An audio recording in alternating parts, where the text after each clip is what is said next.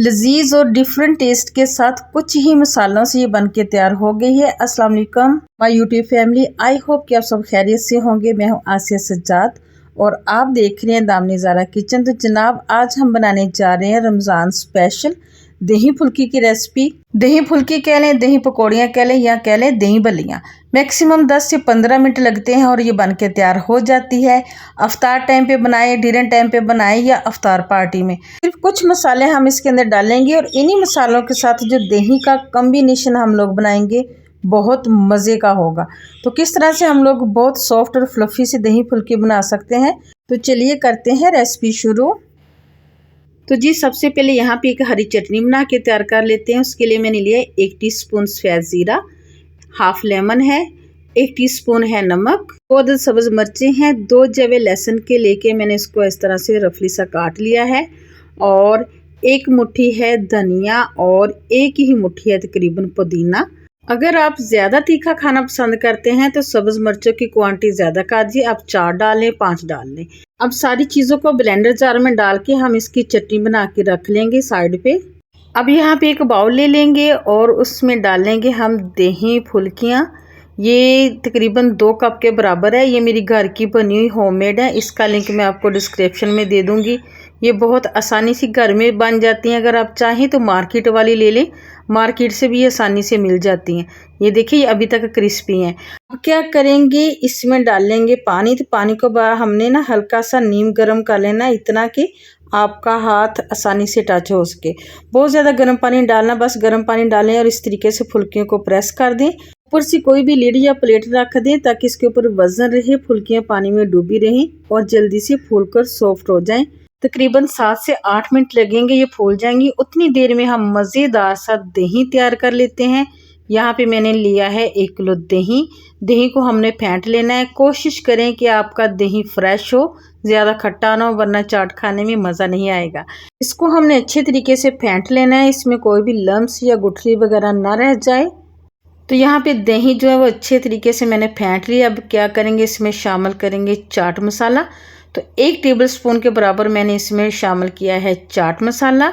और अब जो हमने स्टार्ट में चटनी बना के रखी थी वो सारी की सारी हम इसमें शामिल कर देंगे।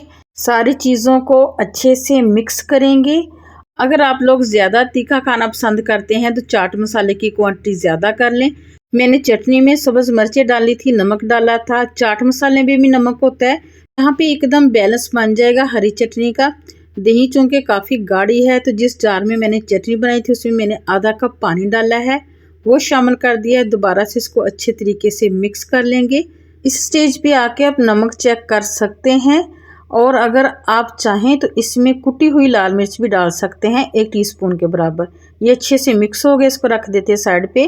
अब यहाँ पे फुल्कियाँ देख लेते हैं। तो माशाल्लाह से ये देखें कितने अच्छे तरीके से ये फूल चुकी हैं। मैं आपको चेक करवा देती हूँ, ये देखें।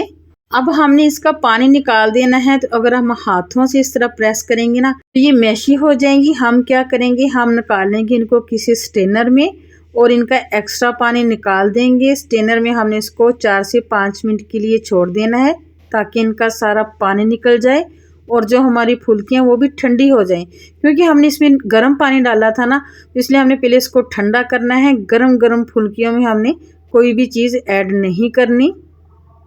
तो चलिए जी, यहाँ पे फुल्कियाँ भी अच्छे तरीके से ठंडी हो चुकी हैं, दही भी रेडी हो चुकी है। अब जल्दी से दही फुल्की को संभल कर लेते हैं। कोई बाउल ले लें, डिश ले लें, उसमें सारी फुल्कियाँ डाल लें।